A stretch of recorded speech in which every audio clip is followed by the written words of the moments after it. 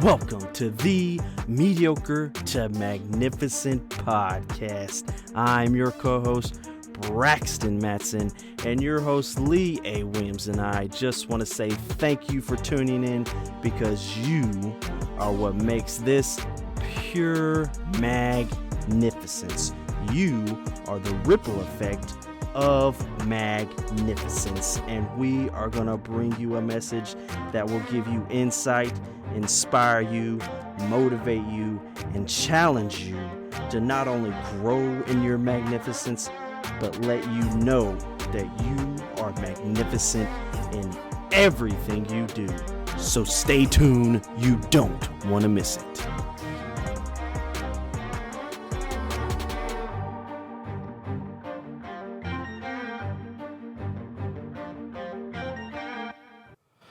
Welcome back, man. It's good to see you. It's good to see you too, man. Yeah, man. I got Izmior. Really? Izmior. Christmas time. Yeah. Just hear me out on this. Uh-huh. Coming up to Christmas, like far as shopping and everything, Yeah. it really wasn't to me that crazy busy. Maybe it's because we had all of our stuff and we didn't really have to go out too much. And so Christmas Day, we went out and did Chinese with Candace's mom because we were gonna help her do some stuff around the house and everything. And it was like nobody was out on the roads. Like it was like a abandoned kind of thing. The only places you saw cars were like Chinese restaurants. Oh, really? Like really? No, for That's real. But they say it's a thing. It is a thing. It is like going to doing Chinese in a movie or something like that. Oh, Yeah. And but the next day, like we go out because I was looking for some clothes and stuff, so we wanted to go out and do some like shopping stuff. Yeah. And it was 9 day difference. Like I want to say it was almost as bad as like before Christmas. Wow. Just everybody out, traffic, trying to get to places. I was like, wow. Is it me or is it busier after? do you think it's busier after? I mean, the way you're telling the story, yeah. Why do you think it is though? Like, just... I don't know. I mean, some of it I know is because people are returning stuff. Oh, wow. Or they're sending stuff back or whatever. Yeah. And then another, like I didn't even think about it, but like sales and stuff. Oh, they had pretty decent stuff, like sales and stuff going on after Christmas. Oh, they do? Like after Christmas Day sale. And some of the places we went to, it was cleaned out, man. Like you try to, it was cleaned out. Like they were. What was something specific you were looking for? Or? Nah, it was like some like button up shirts and stuff. Yeah. And we were trying to find, like we knew what kind of shirt it was, but it's like trying to find it. We can't find it. But they had some good deals, man. Yeah. But that was my Izmior. Just, is it like after Christmas, like the day after? Is it like, and I don't know if it was just because down south we had the cold snap come through. Yeah. Everybody's trying to like just get out. Just get out of the house. Right. But yeah, that's mine. Yeah. I want to think about it next year. See if it does it again. See how it is. Mm-hmm. Mm-hmm. Yeah, man. Busier after. Yeah. Why do you think people get so caught up in all that, man? I don't know. I think it's more like for us. It was really this like Christmas was like low key. Yeah. It was lower key than the past ones, and we actually enjoyed it, man, because it was like you invested time in family more. Yeah. It wasn't about the gifts. It wasn't about all that. It was more about investing time with the family. Yeah. And I think the hustle and bustle is like getting sales. Like it's all like this market type scenario. And I get it because it's the holidays. Like they're going to push it more. Yeah. And I mean, you do get good deals on things, but that's part of the whole, stuff, the whole man. hustle and bustle, huh? Yeah. Yeah. But I liked how it was low key this year. Mm. It was more you know, Yeah. humbling. Gotta go the low key route, man. Yeah. How was your Christmas? Oh yeah, we had a great time. Yeah. Yeah. That's good, man. Yeah. Low key. Low key than ever. But yeah. Yeah, man. So what do you think about people having commitments but not wanting to put the time that's required for whatever the commitment is? That's what I want to talk about today. Yeah. I could put myself in that. You could put yourself in that. I could. What you talking about? There's been situations like that where, well, I think it's more of a mindset thing for me. It's like you have a commitment that you want to do, and the time aspect. Like, do you even think people put a time aspect on the commitment when they first initially say they're going to commit to something? Honestly, I feel like that might be one of the things. Yeah, I think they don't even know. They don't know. Yeah. And they should gain clarity on what is actually entailed Right. before they say, "Oh yeah, sure." And it's like, you don't even know what you just committed to. Right. And that can be, that's probably one of the things that I would say with the commitment and not understanding the time aspect to it. Another thing is like a good one since it's the new year is your health. Your health. People want to lose weight. Yeah. Like, you know, we've said it before. Oh, you can lose your keys, but you're going to get it back. You go find them. You go find them keys. And that, for me, understanding that was more about it's not having the weight loss. It's the life-changing aspect to it. Yeah. Like, it's more than just, oh, I want to shed some pounds so I can look good. Yeah. There's a health side to it. And people don't understand, like, there's a time aspect to that. Yeah. You gain 50 pounds, you're not going to get it off the same amount of time that you put it on. It's not going to work like that. The time commitment is different. Yes, it's different. And you got to understand that. I feel like that's one of the biggest things people don't really grasp is the patience involved and understanding the time it's going to take. Yeah. It's like taking baby steps on a lot of things. People get so worked up because they didn't do it in a certain amount of time. Yeah. But they don't even realize like the baby steps that they've done to get to where they're at. Yeah, yeah. In the time aspect, like who's putting the time limit on this thing? Who put the time limit? Who put the time limit? Self. It's got to be self, huh? It has to be. You would think. Yeah. But I feel like a lot of people, they put time limits on things that other people may want. They think the other people want. Like, oh, I got to get this done now. Because XYZ. And it's like you can put the time limit on certain things. Right. You have that option. You just got to communicate that option. More internally for yourself, I would think. Yeah. You know? But yeah, that's kind of where I would go with it. So when you said the mindset piece, how do you think people respond? So they make a commitment, they give some time to it, it's not going the way they perceive. How do people? What would you say to people to say they stick with it or they just fall off? And you use in the years the resolution, the time of year is like, okay, we're gung ho in the gym. Right, for a month or two. Getting our movement in, meal prepping. You plateau or something. February 15th comes and it's over. But why do you think it's over? Is it really that they didn't know the commitment? They really didn't want it? Or is really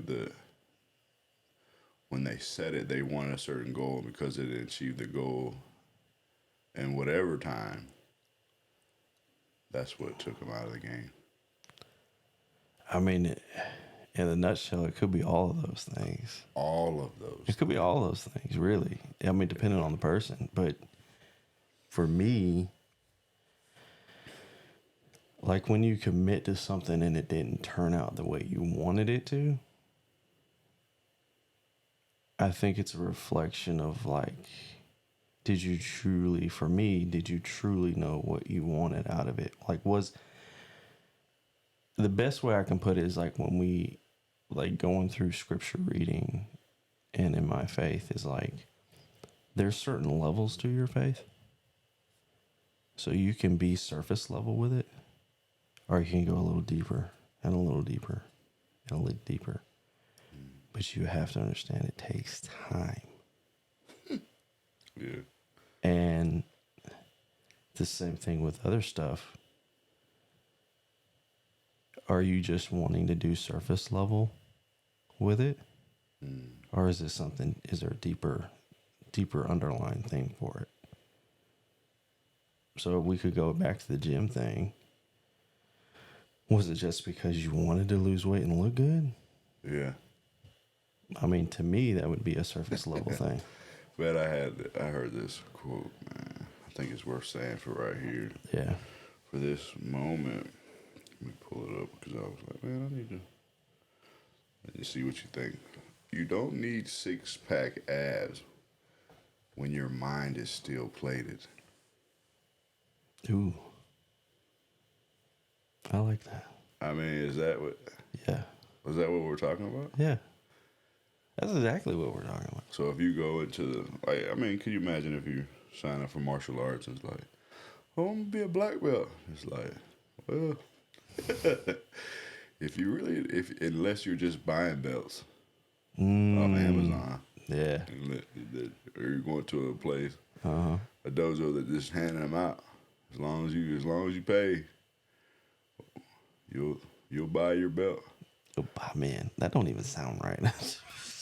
I mean, there's places that. Yeah. So then it's like, but if you really know, say, what does it all entail? Yeah. And say, for instance, with my journey, is there something involved that you're going to have to do that's outside what's required in the dojo and class? Like the commitment that you have to have has to go above and beyond what's required. And a lot of times it does. Like if it's something that's truly something you want, it's more than just I go to the gym. It's more than just that. It's more. It's a lot more than that. So like we heard it. I think we talked about it before. Said, man, one of our mentors said, it takes 21 years to be 21 years old. I mean, that's the simplest way to put something like that. Like to be 21, you have to be 21 years. You got to be 21 years. Like it's going to take you 21 years to be 21. It's like, So what I gain from that is people want to rush the process. Mm-hmm. It's like, you don't rush the process. You have to trust the process. Yeah. And it's like, so if we go back to the easy example, because everybody can see it, a lot of people have done it in their lifetime. It's like, I'm a meal prep and I'm going to get my movement in. And it's just like, if you continue that lifestyle, it's a cycle. It'll change. Mm-hmm. But the minute you let life, circumstance, and your mind's not still plated. Oh man, I can totally agree with you on that. Like just for an example, and we've talked about this before. Like I think I did it on the call too. Was like getting my movement and my meals up to par. Right. Because they're not up to par the way they need to be. Yeah. And like even the littlest things impact this. The little, like I'm talking about, like we redid the pantry, Lee. Oh wow! Like we've got this nice shelving on it now. It's getting intense now. We've got bins. They're labeled of all the stuff that we got. And it's like, man, this is nice and neat. Like, Yeah. now it's like, let's put something healthy in this pantry. Let's like Let's put something healthy in this pantry. We've got a label. We see what Like, it is. If it's crap, we're gonna know. We're gonna know, and it's gonna show. It's gonna shine bright and everything. Is Right. But that's one of the, like, people don't really realize that some of the stuff is so tiny, so little, that helps in just reaching that goal or whatever it is. But it's so crucial. But you got to understand that, and it's a mindset thing. It really is a mindset thing. Yeah. Like, people get so, like, it could be like I'm not gonna say that, but it could be like you losing weight and you're on the scale and you focus on the scale all the time. Like, you'll get on that scale and you could have worked your butt off that whole week, ate good, and you didn't lose nothing. Lose nothing. But if you were a person that was smart, you'd be taking measurements of, like, waistlines, biceps, body fat index. Right. True measures. True measures. Not just sitting on a scale, to really see what the difference is that you're seeing. Because I guarantee you doing that, you're going to feel it, but you're looking at a scale that may not mean nothing. Yeah.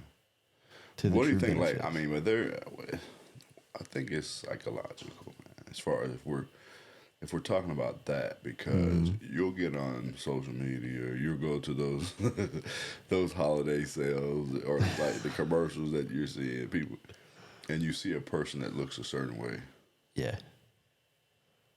and you don't look that way.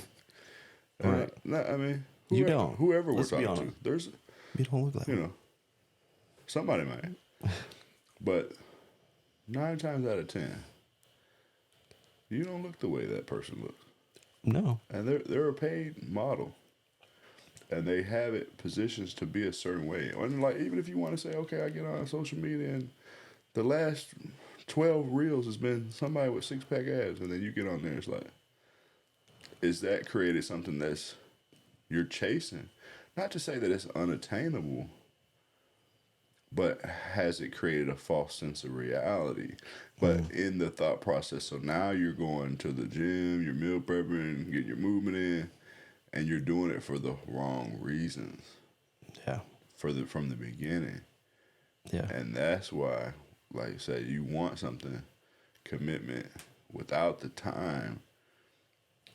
Oh, 6-pack ass, everybody goes for that. And it's like, but if I say, hey, I have a mind that's still to push past the part of, or when I did fall off, or when I did, we were jokingly talking about, saying, man, the 50-year-old version of me is going to be like, man, I sure am glad you took those hikes, man.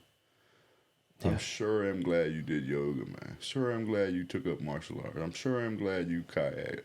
You actually had an active lifestyle. These 8 a.m. the meals and moving thing, I'm so glad you made better decisions. Right. But that's rooted in the right reason. And compared to if I'm like, well, I don't look the way I need to look. Because we see people go on the other side with surgeries and all kind of other stuff. And I mean, if we go into like people's vanity, oh, look at me. And it's like, no. You end up becoming your own idol. I mean, does it go that far? Yeah. Yeah, no. Oh, look. It's like, hey, man. We're not supposed to see ourselves that much. Not to that, you know? Right. Yeah. But if you went in there to be like, man, I feel better, I'm sleeping better, I got more energy. Exactly. It's a different deal. But yeah, so it's just like, so if you had to like recap, man, saying, how do people look at what the commitment is at hand, but then really be able to define what the commitment is at hand? Like say, oh, I want to be, like someone would say, I want to be top of the charts music artist, or I want to be New York Times best-selling author, or I want to be a $20,000 keynote speaker. I mean, you know what I mean? Oh, I want to monetize the podcast. Like, Right. I mean, we're living that, right? Right. To say, hey, what's the commitment? Do I even know? Have you been like, I'm willing to find out, and over time, you're going to gain more clarity, and because you got the still-plated mind, you got the mindset piece that you don't waver. Yeah. Or is it literally like, well, I don't think that's going to be realistic. And say if we do the, $20,000 keynote speaker, if you were making 10, would you know how to get to 20? I mean, Well, yeah. I think in understanding, like, I think the biggest thing is, like you said, the still plated mind, the mindset. Like, if you're wanting to commit to something, and we could go back to previous episodes where, we're talking about, winning versus qualifying. The aspect that changes the qualifying to winning is you truly understanding what it is that you entail to have out of it. right. So the still plated mind,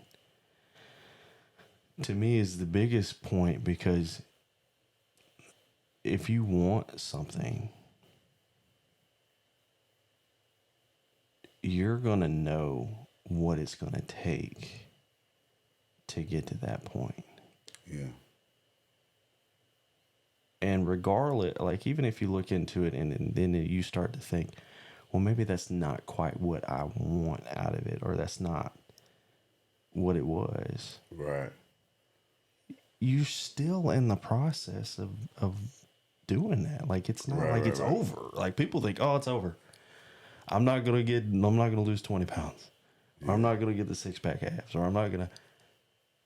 You're in the process. What if somebody said, like, hey, man, and you could say that the person was obese and like had the weight, so let's just do that version. Yeah. But if you're like, man, I gotta not lose, because that's a mindset problem there. Shed, release. I got 6 months. Got 6 months to release 100 pounds. I mean, that just goes to my brain. It's like, okay, how can I do that? Is it realistic? Like, no, you immediately go to like my mind's running right now with trying to figure it out. But say if it was like, okay, like if we like created a circumstance that said, like, your life depends on it. Okay, that's a different deal. Yeah. 6 months from today. Yeah. You're gonna have a weigh-in, like at a fight. Ooh. Yeah. Like, get down into your undies. Yeah. And make the weight. And we're gonna do a weigh-in. And if you don't make the 100 less, you check out of here. Ooh, that's a different deal, man. That puts a different layer to it right there. Do you make it? Oh, you making it. I mean, I assume somebody you gonna make it if that's the case. Do you think some people is just... But I think that's the mindset, though. It's unattainable. Well, that's why I did it that way. Yeah. To be like, do you go? Like, 4 months in is like, you plateaued at 75. Like, you were doing so good. You were doing so good. Pounds. 4 months in, you got 25 left. Man. Do you make it? I still think you would. The commitment was 100 pounds. Yeah. 6 months. Your life depends on it. Yeah.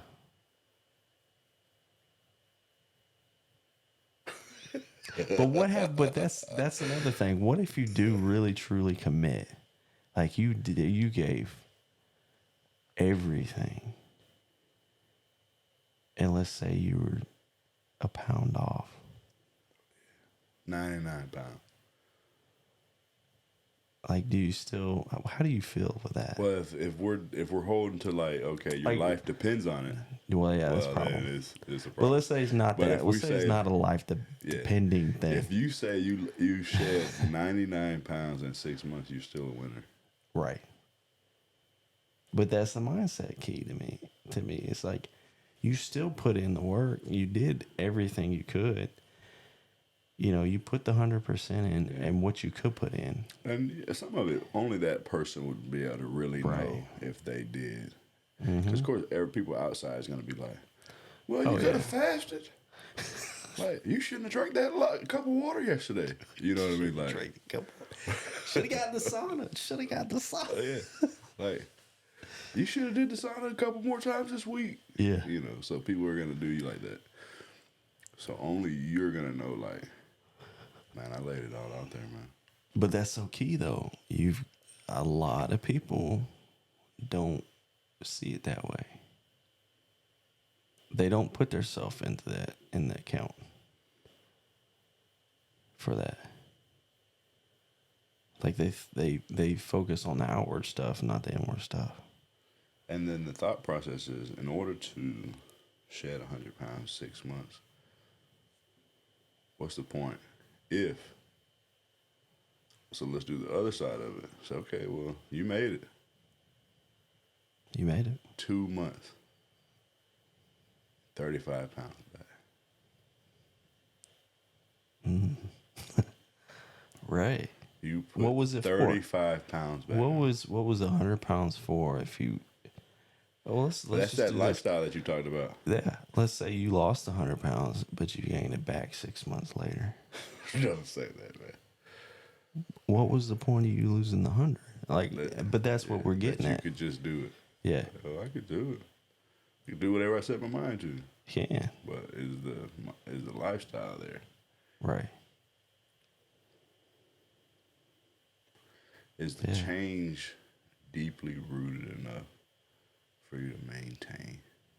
Right. Or are you just doing it for, oh, look at me? Yeah, that's interesting, man. It really is. But I know I wanted to talk about. Hopefully it helps the people like to look at. Most importantly, is like, what are you committing to? Because, I mean, we didn't even go this route. When we hear people say like, "Oh, I've been married 25 years," like anybody that's married knows, like if people start able to say like 25 years, or they get the whatever milestone, you give your own milestone. Some person might have a milestone. Man, I've been married a year. That's a milestone, so I'm not going to discredit it. But when you start getting up into the 20, 25, 50 years, and you know life because you've been living. Mm-hmm. What was the commitment when you sit there and said, I did? I Right. do. You know what I'm saying? Right. The vow. Like, it's a lot that came with it. So it's like, really, whatever you're saying, don't shy away from the commitment. I'm not telling you that. Mm-hmm. But what is it that you're committing to? And what's going to be the time? Because, like we said, it takes 21 years to be 21. Like, if you 50 years of marriage, it takes 50 years. It takes 50 years. To shed 100 pounds, you got to have 100 pounds. Like, you know what I mean? You gotta have 100 pounds of shed. You know? Yeah. Like, if you got a person that's like, oh, I don't even know what to say with the dynamic. Oh, I'm 6'1", 205 pounds. You know, it's like, oh, I'm going to shed 100 pounds. Like, no, you're not. No, that's not good, man. Like, you're not. Hey, that's a joking version. Right. But if I'm 6'1", I'm 385. Like, you might be able to do 150 pounds. Yeah. Really? But For real. yeah. So, yeah, man, just really define what you're committing to. Exactly. And when you gain clarity along the way, make the adjustments. Mm-hmm. But make sure you're doing it for the right reasons, man. Amen to that, man. Amen. I got amen on here. Got an amen on that one. That's wonderful. Well, till next time.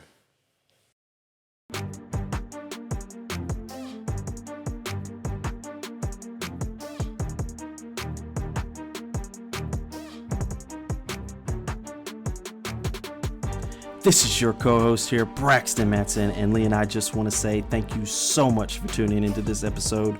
We hope you've enjoyed it just as much as we did making it, but we couldn't do it without you. So please hit that like button, leave us a rating, leave us a review.